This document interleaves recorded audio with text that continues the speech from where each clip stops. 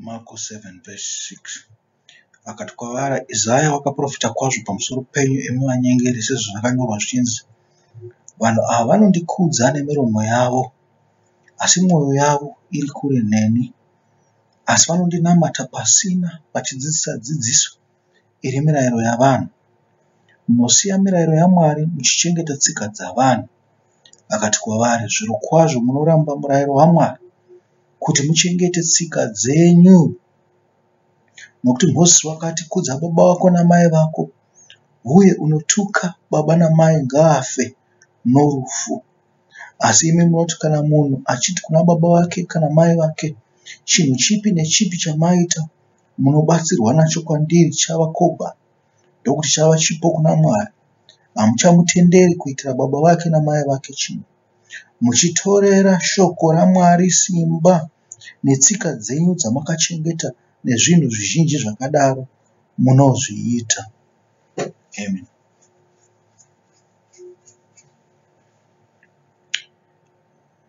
Pane mashoko makuru ari ipapa.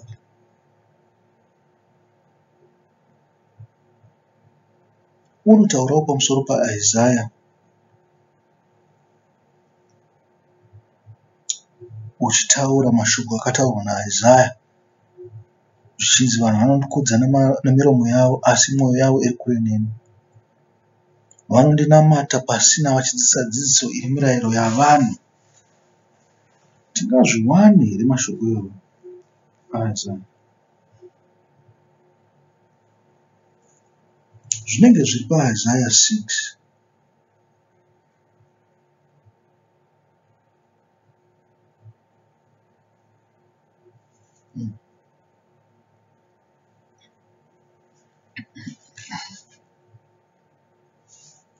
Ndo patingazviwane izvozvo.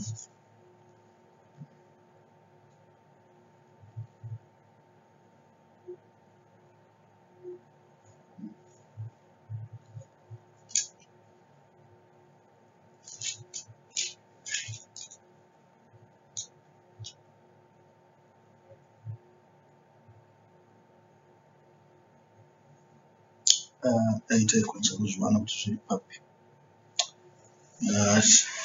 Ndingaenda kuverengerai nekuti chinenge chiripo kuti titarise apa, chinenge chiri chekuti titarise kuona kuti Isaya waitaura pamusoro pei, pamusoro petsika dzavanhu neshoko raMwari. Nokuti zvinokonzera kuti tibvunze kudaro, pane vhesi rikutaura kuti muchitorera shoko raMwari simba netsika dzenyu dzamakachengeta nezvinhu zvizhinji zvakadaro munozviita. Nokuti apa panonzi pane murawo weKobhani wekuti chatorwa kubva kuna baba namai chinopuhwa Mwari. Iwo murayiro uripo ndewekunzi kudza baba vako namai vako. Kokupa Mwari zvakashata here? Mwari haasi pamusoro pababa vangu namai vangu here? Chinongonetsa pazvinhu izvozvo ndezvokuti Mwari muridzi wezvinhu zvose zvatinazvo, nyangwe nembudzi namakwai nemombe dzatinopira kwaari ndedzake. Naizvozvo tikuita kunge tinomudzosera zvinhu izvo, asi anenge achida kuti iye unazvo unge uchipawo kwake. Sekupa kwaanongotitawo, iye anoda kuti tipewo vamwe, kuchengetedzawo kwako. Vanhu vose vanochengetedzawo kwavo, kana navahedheni vanochengetedzawo kwavo, vanoitirawo kwavo zvakanaka. Dzimwe nguva vachitotambanudzira ruoko kwamuri kuti vakubatsirei, asi vanongozviitawo zvavo. Havana mugove kuna Mwari. Ndopamunozonzwa vapostora vachitaura kuti zvino kana vahedheni vachikwanisa kuita zvakanaka, imi hamungatongwe here kana muchitadza kuita zviduku duku zvinoitwa navahedheni? Imi mungadai musingaite nokupfuurisa here kuchengetedza munhu pachenyu? Ehe, patone malimitations kudhara ipapo ekuti kana usina hapana chaungakwanise kuita. Saka hauna mungava, hakuna ungakupe mhosva pamusoro pazvo. Asi kana unazvo, watova nemhosva kare. muri kupaona watova nemhosva yekusaita sei, yekusaita zvakanaka vanhu. Saka zvakaipa here kuva mupfumi? Kwete, hazvina kuipa. Zvakaipa here kuti tipe kuna Mwari? Kwete, hazvina kuipa. Asi ngatizive kuti Mwari wakati ndinoda nyasha, kwete chibayiro. Zvinhu zvose ndezvake, zvibayiro zvose zvamunomupa ndezvake. Itiranai nyasha pachenyu. Hazvirevi kuti wakungogara uchiita nyasha nguva dzose, kwete. Kuita nyasha nguva dzose kwakanakisisa chaizvo. Asi Mwari anoda munhu anomunamata mumweya nemuzvokwadi. Hazvibatsire kuti uitire vanhu nyasha ivo vachivenga Mwari. Wakanga usingafanirwi here kuvaitira nehasha, nekuvapandukira, nekuvauraya. Ndiko kunonzi kushingairira zvinhu zvaMwari, kunzi munhu wakaita zenze pamusoro pezvinhu zvaMwari. Muri kuzvinzwa?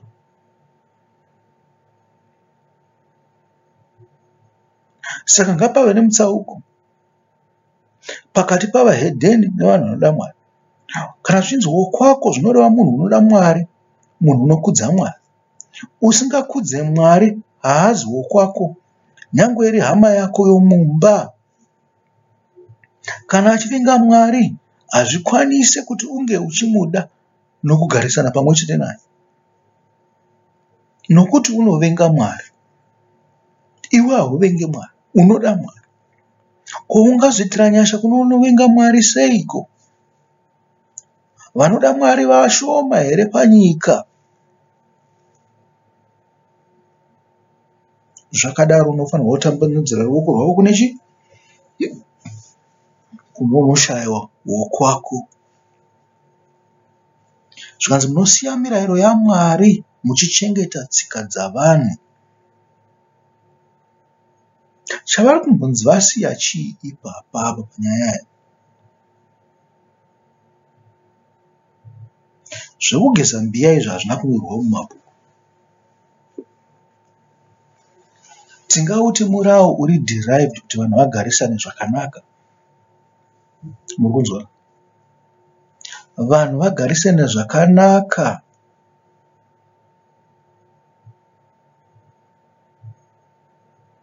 Pasave neurwere. Nekuti vanhu mukasavarayirira havangachinje. Zvakanaka sei kugeza maoko ako kunzvimbo yakaita seZimbabwe kune korera?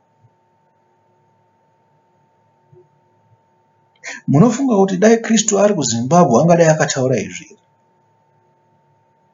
Kwete. Ndikuda kuti tichinyatsotaura nyaya yekugeza maoko chaiyo. Kwete. Ungadai asina kutaura izvi, nekuti unenge uchiziva kuti vanhu vari kufa. Ungadai uchitokurudzira kuti haiwa zvamataura izvo zvakanaka, zvichida waitowedzera nenzwi reutsanana pamusoro pazvo. Muri kuzvonaka manje? Asi uri apa, pane chinhu chinotitaurira kuti haasi kungotaura nezvechi? Nezvekungogezwa kwemaoko mazuva ose. Zvakanaka kugeza maoko kana tava kudya navamwe. Asi ari kutaura nzira yokunatswa nayo kuti mushumire Mwari. Zvandambokutaurirai pamusoro petebhenekeri, kuti pamberi pechidzitiro chetebhenekeri pakanga pane mbiya yokushambidzira yakanga iri pakati pearita yokupisira nechidzitiro chetebhenekeri. Zvikanzi vaprista vanofanirwa kuzvishambamo vasati vaita sei? Vabata mabasa aMwari. Chigadzikiro chemvura ichocho chakanga chiri chekuti vashambe maoko avo vasati vatongotanga nekubata mabasa aMwari. Dzimwe nguva vaitoshamba nemakumbo. Muri kuzvinzwa? Asi vakanga vakatarisirwa kunzi kana vachibva kumba kwavo vanobva vakachena, vageza muviri wavo, Apa ndopakungoshamba vachichinja hanzu dzavo chete, vachishandisa hanzu dzetemberi. Tingazviti chakanga chiri chirango here? Kwete, nokuti wakanga uri mutemo wakanga uripo kunzi hanzi munofanirwa kushamba maoko enyu. Rekedza Mwari adhitemene kuti maoko ako ndiwo akachena here kana kuti haana kuchena. Iwe woregedza kuita sei? Kuzvidhitemena izvo. Chiripo ndechekuti uite zvinodiwa zvakarayirwa kuti musasaise shoko raMwari simba. Saka munofunga kuti pane zvose zvatakaregera kuita izvo nokutadza kunzwisisa kwedu hatina kushayisa shoko raMwari simba here? Tikangoitawo zvatinoda zvedu tichiti tiri kuteverera Jesu, takashayisa simba. Kusara kwekutoti kana Jesu akatotitaurira kuti misai ichi neichi neichi neichi, hatingachimisi. Uyezve hapana chaakamisa. Izvo zvezvibayiro izvi zvakanga zvatomiswa kudhara. Mwari wakanga wagara wazviramba kudhara navaprofita. Wakati muri kundipa zvibayiro nhema, mwoyo yenyu isina kusanduka, maoko enyu akasviba neropa rekuteurwa kweropa ravaprofita. Ivo vaprista ndo vaiuraya vaprofita. Vakanga vasina kushamba, nyange zvavo vakanga vashamba mumbiya iya iri pakati pearita nechidzitiro chetabhenekeri, vakanga vachiri vakasviba nokuda kweropa rakateurwa risina mhaka, vanhu vavaiponda vasina mhaka, vaprofita vaMwari. Uyezve mwoyo yavo yakanga isiri kuna Mwari, nokuti Kristu unotaura achiti kana uchida kuuya kuzoisa chibayiro kuna Mwari, chimbosiya chibayiro chako womboenda wombonogadzirisana nehama yako, wozodzoka woita sei? Wopa chibayiro chako kuti chigamuchirwe kuna Mwari.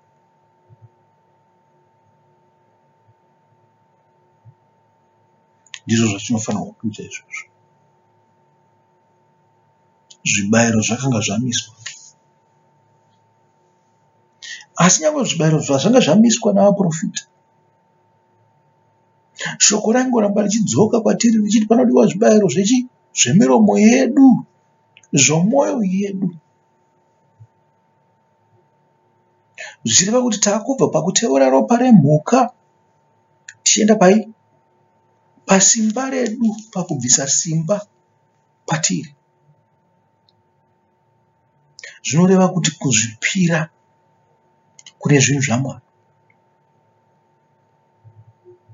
Tava namanamatiro matsva. Haana kuuya naKristu. Kristu akangouya kuzoasimbisa chete. Kuti izvi zvakataurwa navaprofita izvi ndizvozvo zviri pamurava waMwari. Makuita basa rekungoponda mhuka dzisina mhosva, mwoyo yenyu musina kutombotendeuka zvivi zviri papfungwa dzenyu. Ko zvino chamunopondera zvisikwa zvaMwari muchinyengedzera Mwari neropa rine mhosva chii?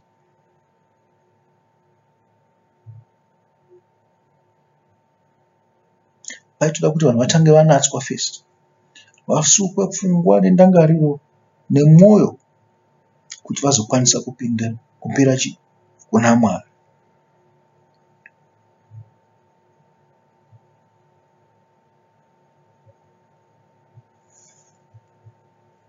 Zvikanzi vanondikunza nemiromo yavo. Mukuzvinzwa? Tatiti kupa zvibayiro zvemwoyo nemiromo, asi emanje taakuti kwachinzi munongondikudza nemiromo yenyu. Zvirevo chiti tinongobhabhla zvedu, tinongotaura zvedu, hatirevese zvinhu zvatinenge tichita. Kunamata tinganamate zvedu, tikanamata mikonde yeminamato, asi kana tisingabve pazvivi zvedu, tisingafungisise nekuita nomwoyo wedu, tinopinda pamatambudziko. kupedza nguva. Tinonamata tinamatazve Mwari angatipindure kana nokuti we are not committed. Tiri kungoitawo sezvavaingoita kare zvokungoponda mhuka vachipira kuna Mwari namaoko akasviba vachine mhosva pavari.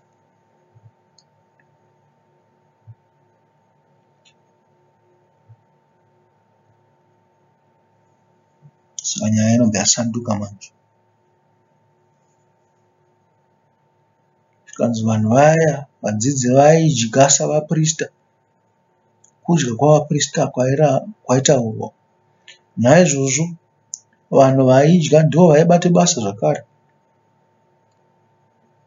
Pakubate basa vanofanirwa kunge vakatochenesa maoko avo, nekuti zvinhu izvi zvaidyirwa panzvimbo tsvene. Naizvozvo vaifanirwa kutanga vazvisuka, vazvinatsa, vozobate, vozodya.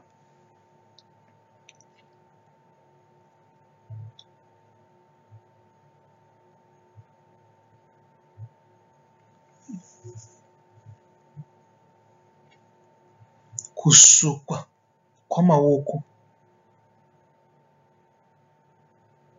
zvakanga zviri symbolic yekuti wachena, wakwanisa kubatira Mwari. Asi Kristu wakanga uri pamusoro paizvozvozvo, nekuti waikwanisa kuona zviri mumwoyo, waikwanisa kuona maitiro ako nokududzira kuti iwe haurevese kuna Mwari. Nyangwe zvako wasuka maoko ako apo kuti ubatire Mwari, hauzi pano. Mifungo yako itori kumwe kumwe.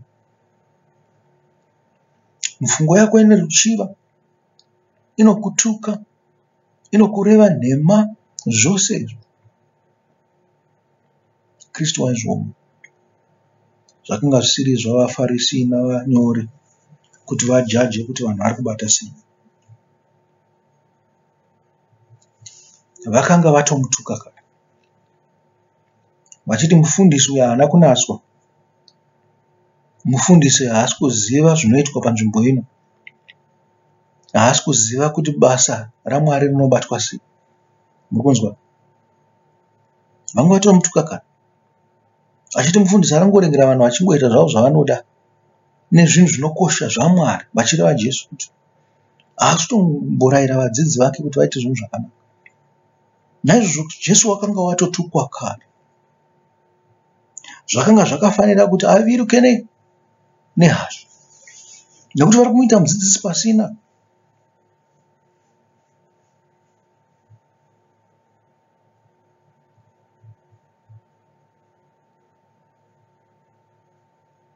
Vaitomuita mufundisi wakanga utone vadzidzi vake. Saka izvozvo nyange zvavo vaitaura kunge vanovhunza, vakanga kuvhunza kwavo kwakanga kune disrespect.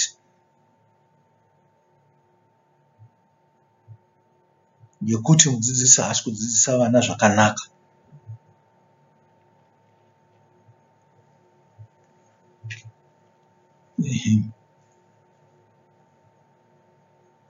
Zvanzi munoramba murayiro waMwari kuti muchengete tsika dzenyu. Iyo nyaya hatitombofanira kutombopinda mairi, nekuti imi savatema, savashona, sekuziva kwandinokuitai, muri vanhu zvokwadi vanoramba murayiro yaMwari.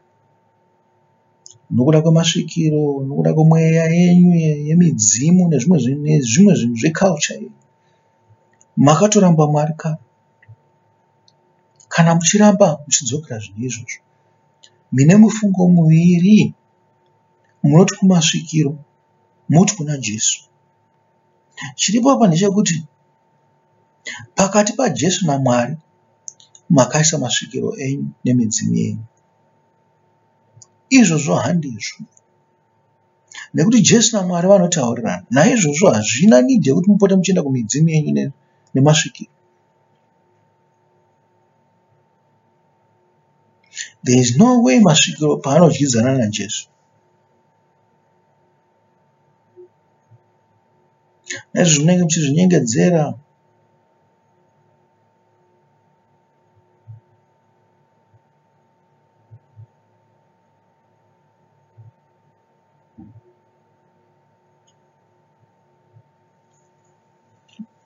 ndozvazvinoita. Kuchengeta tsika dzenyu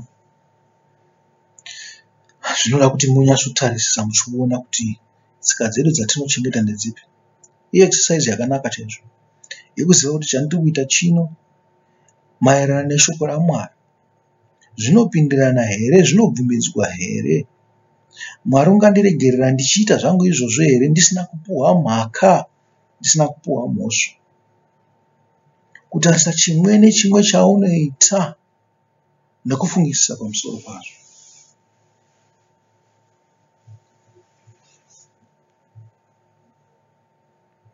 Hanzi Moses wakati, ipapo pabatisise. Hanzi Moses wakati,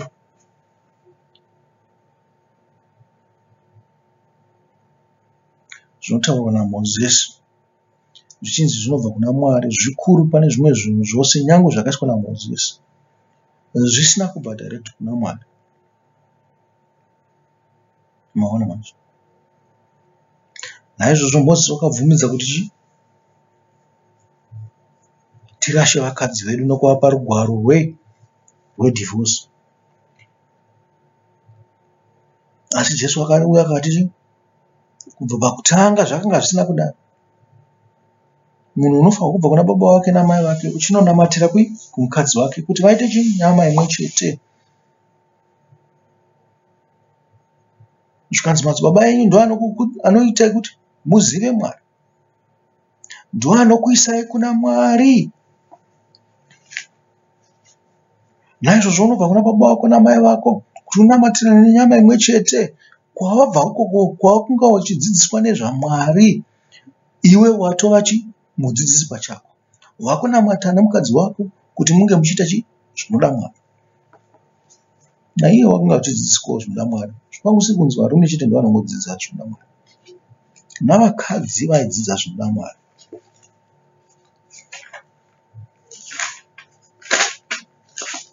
Muchenjeri unotaura uchiti, tararai pabhuku rokutanga razvirevo kuti muone kuti panotaurwa pachinzi chii pamusoro pouchenjeri.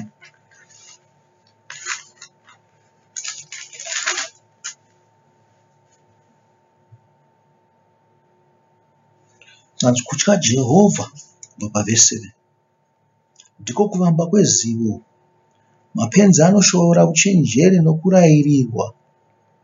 Mwanakomana wangu, inzwa kurayirira kwababa vako, usarasha kudzidzisa kwamai vako, nokuti zvichava zvishongo, chichava chishongo chakanaka pamusoro wako nouketani pamutsipa wako. Mwanakomana wangu, kana vatadzi vachikugombedzera, usatenda iwe. Kana vachiti hendei tose ngatirindire ropa, ngativandire vasine mhosva kunyange pasinei mhaka, ngativamedze vari vapenyu seSheori, vari vakukutu saivo vanoburukira kugomba. Tichawana pfuma yamarudzi mazhinji, tichazadza dzimba dzedu nezvatakapamba. Iwe uchava mumwe wedu, tose tichava nechikwama chimwe chete. Mwanakomana wangu, usafambe navo panzira yavo, dzora rutsoka rwako panzira yavo, nokuti tsoka dzavo dzinovangira zvakaipa, vanokurumidza kudurura ropa. Nokuti mumbure unodzikirwa pasina, shiri dzamarudzi ose dzichizviona.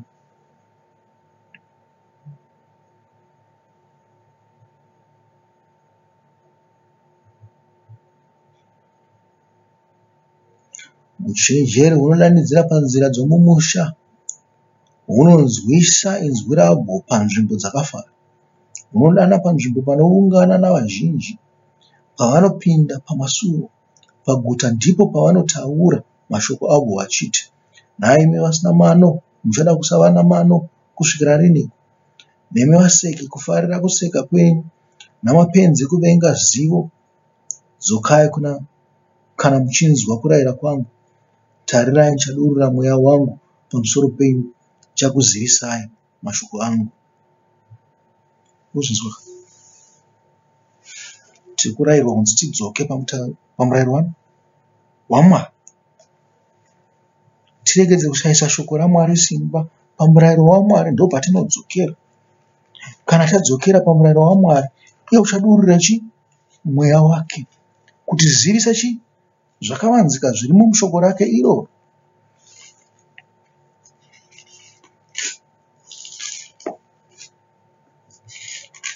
Apa muri kurayirwa kunzi teerera shoko rababa vako namai vako.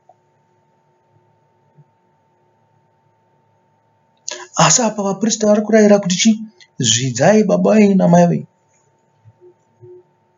Ndanzi musavaitira zvakanaka, musavateerera. Teererai, isu tinotaura kuti bvisirai chinhu ichi Mwari, murege kubvisira ipapo. Kristu akazviramba akanzi hakuna chinhu chakadaro. Vanhu vanofanira kukudza baba vavo namai vavo.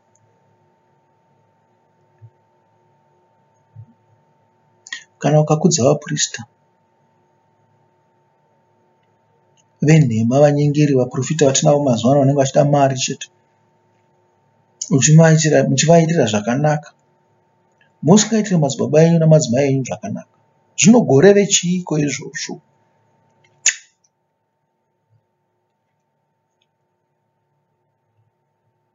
Kurasha Mwari. Nyange zvakadaro makafanira kuteerera kuna Mwari kupfuura kuteerera kwamunoita vaprista navaprofita, nyange namadzibaba enyu namadzimai enyu.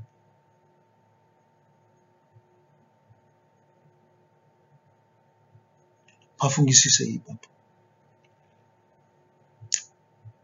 Musarashe shoko raMwari nokuda kwezvinhu zvenyu zvamunozvikudzira izvi. Pasi pano pazere netsika, pazere nemaitiro avanhu.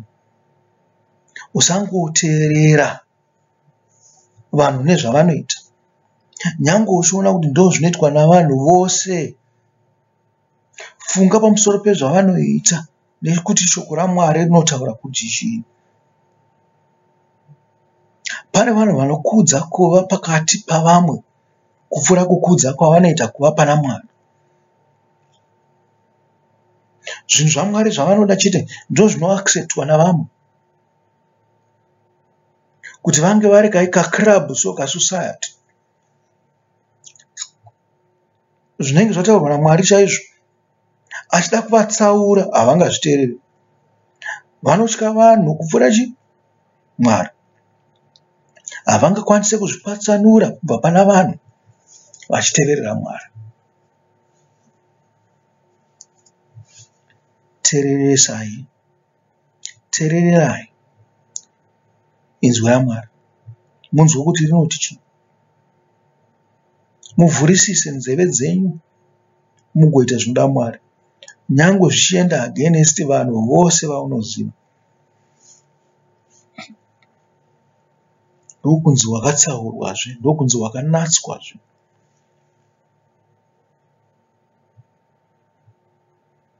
Hazvinotuka baba wake namai vake ngaafe nerufu.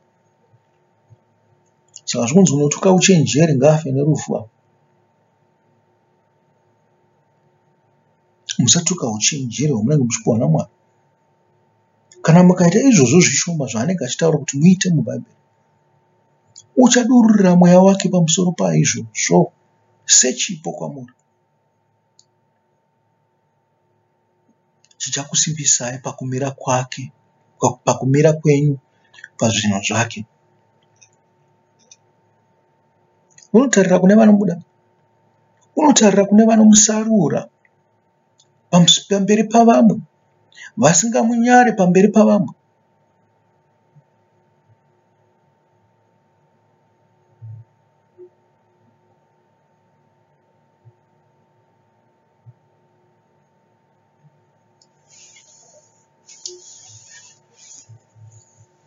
Mwari wakanaka. Yatisarudzai Mwari, tirege kusarudza vanhu nezvinhu zvavo. Zvinhu zvavanoita kunge zvinonakidza, zvimapati-pati zvavo izvo, zvimabirthday nezvimapati nezvimawedding nezvose zvose zvavanoita. Hongu, zvakanaka kufara, asi zvinhu ngazviitwe zvinokutya Mwari, zvino chiuyero chaMwari mukati. Maweddings asina basa, mhombwe kana mhombwe chaidzo dzekupedzisira dzinongochata.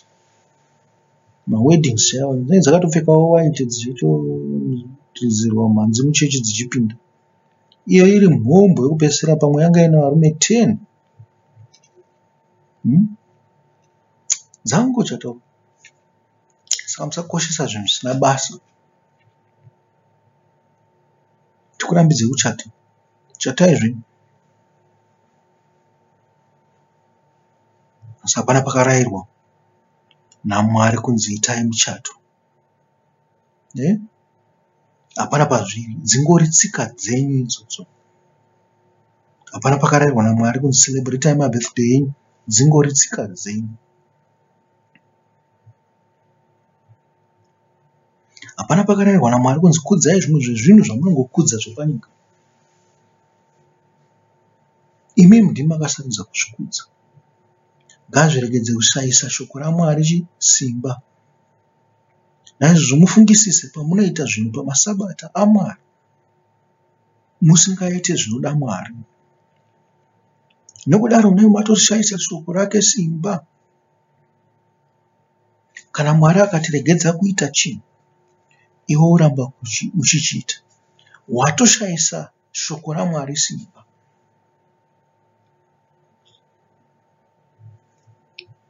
Musashayise shoko raMwari simba.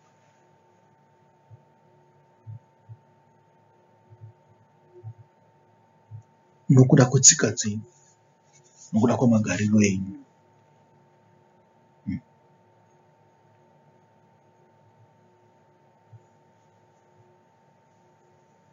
Dzinoti Kobani. Munoda kupirwa,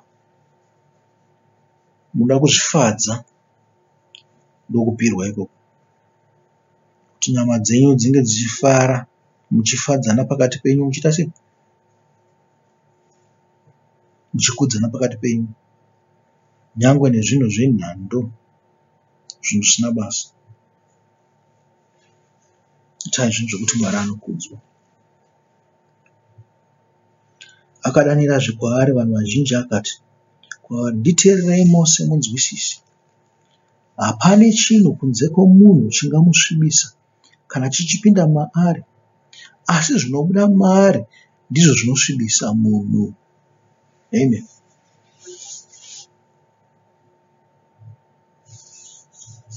Ari kuti chiko Kristu?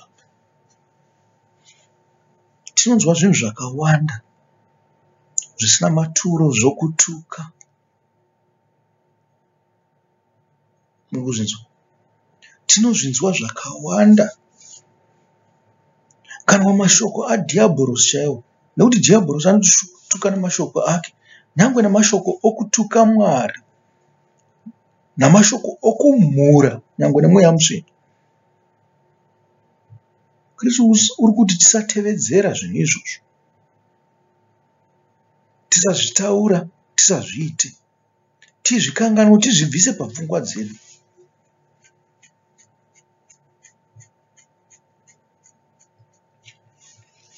Zvapinda matiri. Kutukwa kwapinda matiri. Asi kana takuzotukawo nemiromo yedu, tave chakashata. Tazvinyangadza isusuwo.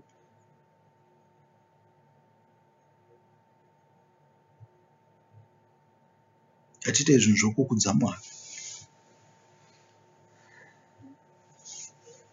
Tizive kuti miromo yedu ndiyo yatinonamata nayo, ndiyo yatinopupurawo mweya mutsvene nayo, ndiyo yatinopupura shoko raMwari nayo. Zvino tingaishandise kufadza Satani here pakutuka nekutaura zvisina maturo? Yatingwarirei zvinopinda matiri, kana zvichizotikunda, kana zvichizobata ushe matiri kuti titadzire Mwari.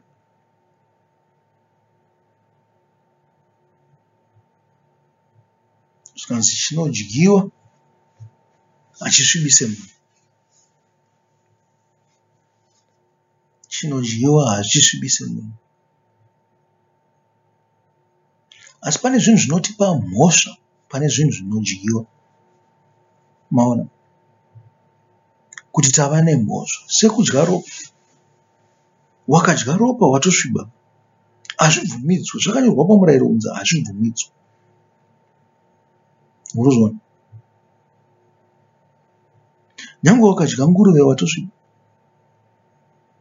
Wakadya zvimwe zvinhu zvose zvakarambidzwa naJehovha kunzi musadye zvinokusvibisai, unenge watosviba.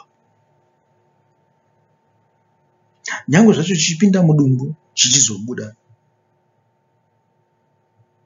chinenge chotoda kuti iwe pachako uchenewe. Nekuti chiri kuitika apa ndechekuti muri kushayisa shoko raMwari.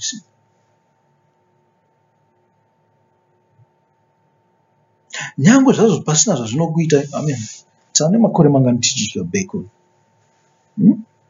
nezvimwe zvinhu zvose zvatinodya, kana madhakisi atinodya aya. Tane makore mangani tichizwa. Yes, tiri vapenyu, tiri kungofamba pamusoro penyika. Asi zvinhu zvinotisvibisa, zvinhu zvatinoziva pamurayiro kuti hatifanirwi kunge tichizvidya. Asi nekunakirwa kwandinoitwa nedhakisi,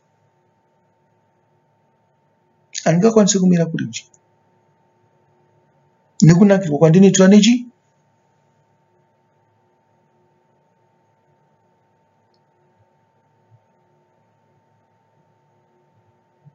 Nenguruve, nebacon, handingamire kuidya.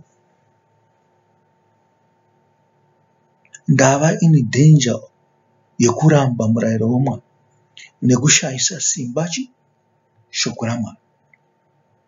Mwari, nyange marishayisa simba, uchaita nepake paanoita napo kuti akutsiurei pamusoro pezvamunenge maita, including pandiri kutaridza napo pekudya bacon apa,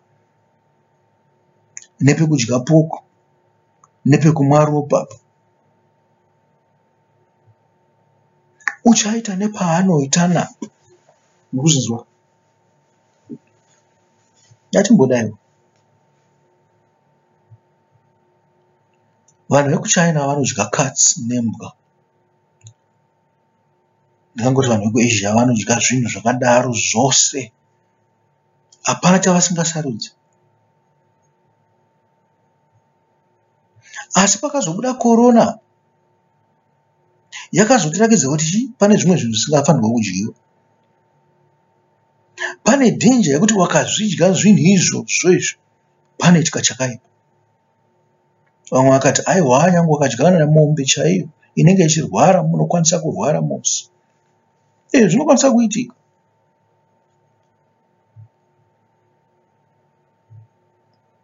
Zvinhu zvose zvakanatswa naMwari here? Kwete. Zvakanonzi musadye. Zvitoreva kuti marisks acho atori pamusoro. Asi chanenge chakanaka ndechekuti Mwari unenge uchida kuona kuti munomuteerera here.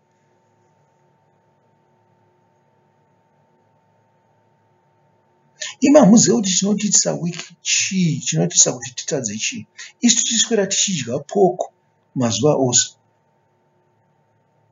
tichidya madhakisi. Hatizivi kuti chinotiitisa wiki kuti titadze kutevera shoko raMwari chii.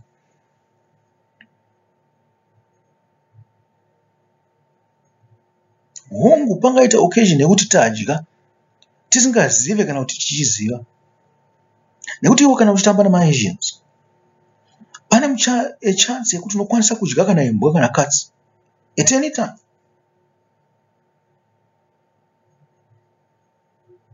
Kana uchitambawo nevarungu, pane chance yekuti unodya zvinhu zvemumvura zvisingadyiwi. Nenguruvewo, pane every chance yekuti ungaidya. Hakuzi kuti hatidye nguruve, tinodya nguruve izvo. Tinobika nguruve tichidya isusu. Mushoboro tangogara tichidya nguruve izvo. Asi zvinonzi zvinosvibisa. Zvinotozouya nekugamuchira shoko raMwari kuti zvakanzi ichi hatiite. Kuti tiriwanise simba, tadzokera paya zvakare. Pana Luke chapter 4.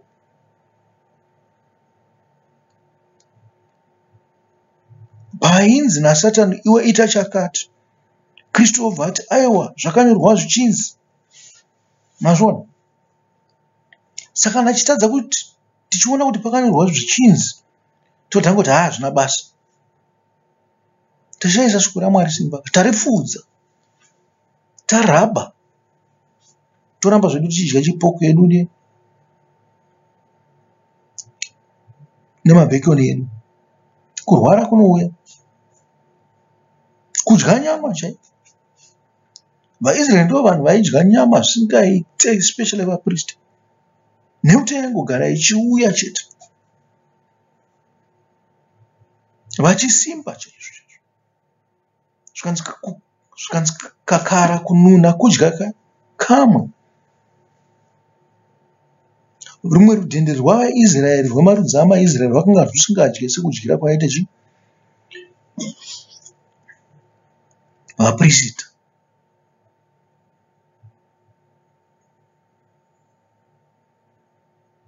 Kana nepfungwa dzavo dzakangogara dziri pamberi, kusvikira pfungwa idzodzo dzaita sei? Dzamonyana. Padzanga dzamonyana, vakutanga kuita zvinhu nezvinhu zvose zvavaipiwa zviya mahara, vachidya zvavo, nenyama vachidya, nyama tsvene. Pfungwa dzavo dzakazobhenda, vakaita makaro pamusoro penyama iyi, zvakavashatira.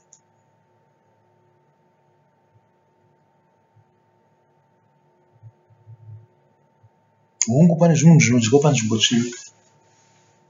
Kana iwe unoona wadya nyama panzvimbo tsvene, kubva unodya kumba kwavo, wotakura futi nenhindi woenda unodya kumba kwavo, unodya une muriwo, uchipota uchialternata so, muchiona kuti nyama yakwanirana pakati pavaprista vose pane zvinenge zvauya kutembera. Maona? Zvakwanirana navaRevhiwo, makuita makaro, makungodya mamoka.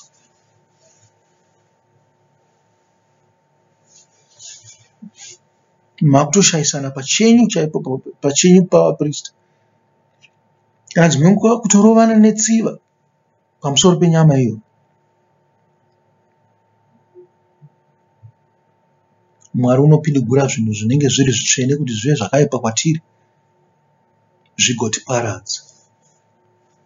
Hapana mumwe muenzaniso wandingape kusara kwemuenzaniso waHofni naFinehasi. Mwari ndiye akapa vanhu zvihuta vakumbira nyama, asi vakanga vane makaro, havana kufa here? Hongu vakafa, vakadonhera mugwenga.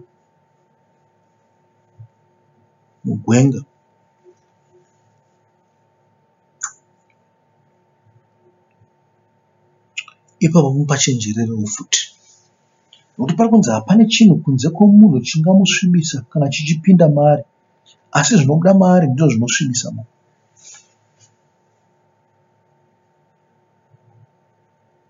Ndozvakanakira kudya shoko raMwari. Asi tinoona kuti dzimwe nguva zvinhu zvatinodya izvi, even takanzi uyai kumba kwananhingiriki takaenda takanodya zvedu, tokwanisa kudya zvinhu zvakaipa.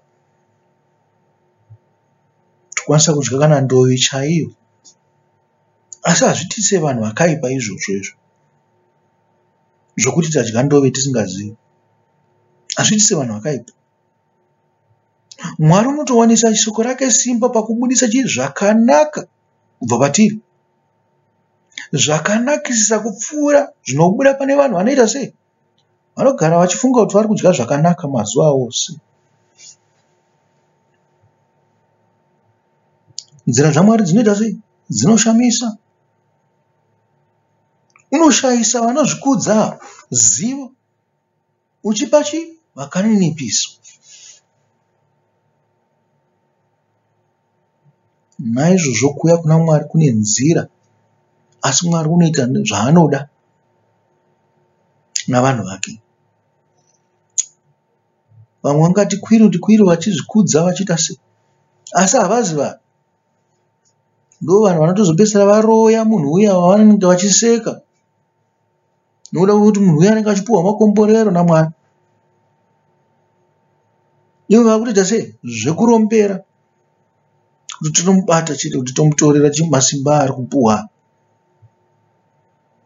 Kuimi mamuri vapfumi izvi muchiitirwa zvakanaka. Maane godo rei nhasi? Godo razobva kupi imi muchiitirwa zvakanaka? Madi kungogara nekuva satisfied nezvamunazvo izvozvo izvo.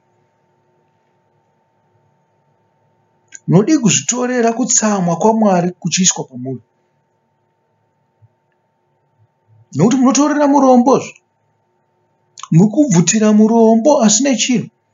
Imi modya zvenyu zvanga zvapuhwa naMwari kumurombo. Kutadza kukuudza tafura yaMwari kaiko. Nokuti Mwari haangabvise zvinhu patafura yake opa murombo imi mumutorera. Muri kuzvikokera kutsamwa kwaMwari.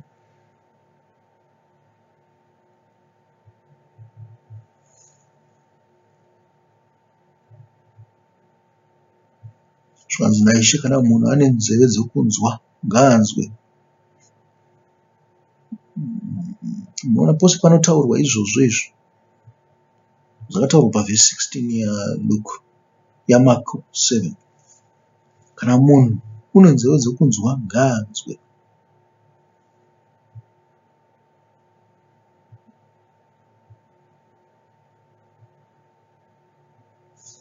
Kana vanhu munofanirwa kutendeuka pazvivi zvenyu. Munofanirwa kutevereresa mutendeuka pazvivi zvenyu. Fungisisai pashoko randataura, nekuti rinobata-bata. Musazvisa nepenyu muchinegirekita murayiro yaMwari. Kana munhu une nzeve dzokunzwa ngaanzwe. Zvinhu zvose tinoita in relation to murayiro waMwari. Tinoita in relation to shoko raMwari. Nokuti wakatadza kunzwa uchapinda muchivi. Uchandotobata mapoko andanga ndichitaura yaya wakadya wakazvisvibisa. Waakurasha shoko raMwari sezvo ndanga ndichitaura.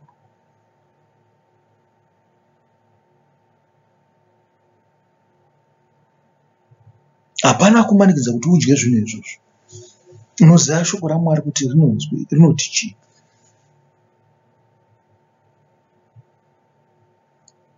Kristu haana kumbotaura kuti muite zvinhu izvozvo first of all. Haana kumbotaura kuti chingodya ipoko zvenyu, chingodya zvamunoda. Kwete, haana kumbotaura pera ataura izvozvo.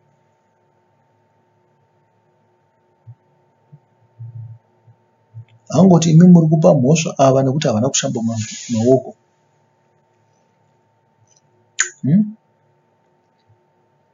Kanzi pane mimwe mirayiro yaMwari yamunoshayisa simba.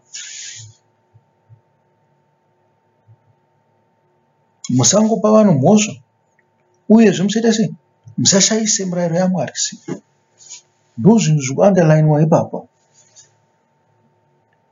Saka kanzi nzwisisai.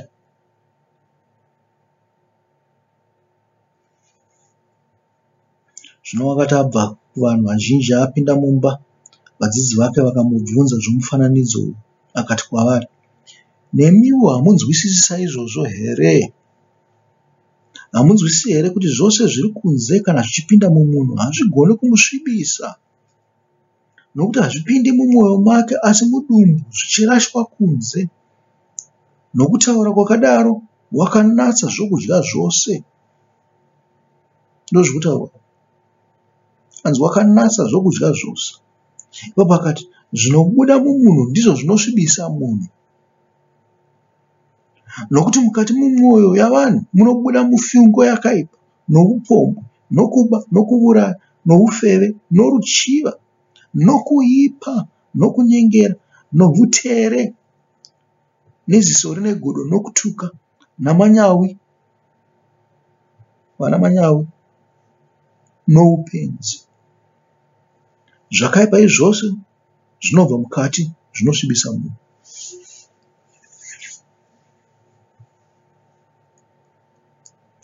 Zvanzi wakanatsa zvokudya.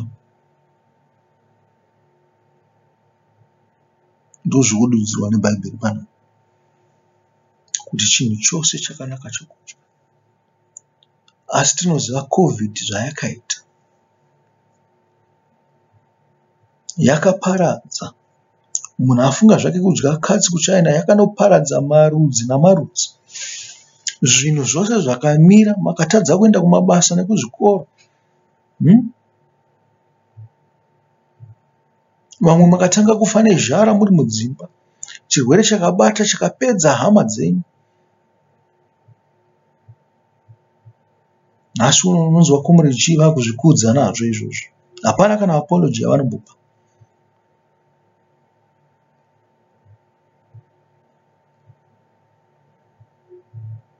Mwari ngaavatonge.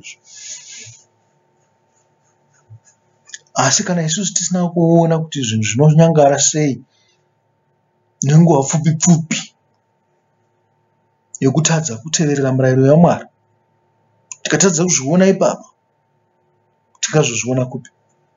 Tichangogara tichiparara mazuva ose. Kana ivo vasina kuzviona kuti warning kwavari, aiwa pachaitika chimwe chinhu futi chichavaparadza, iko zvino zvichaparadza ivo zvakanyanya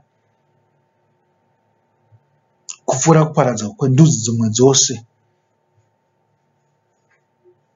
Hakuzi kuti tinovavenga, hativavengi, tinovafarira chaizvo, asi tsika dzavo ndo dzavafanirwa kusiya. Tsika dzamadzibaba avo dzekungoti kose kose kanopinda muka. Zvinotinyangadzawo nesu isusu hatina basa nazvo, asi zvinotinyangadza isu nesu tinenge tiri kure. Tisina basa nazvo, zvinopedzisira zvatibata zvikati affect.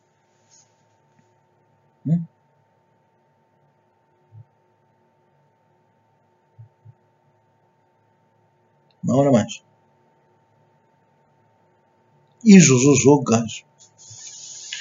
Kana vasina kuparidzirwa, kana vasina kutendeuka, tine dambudziko kumberi.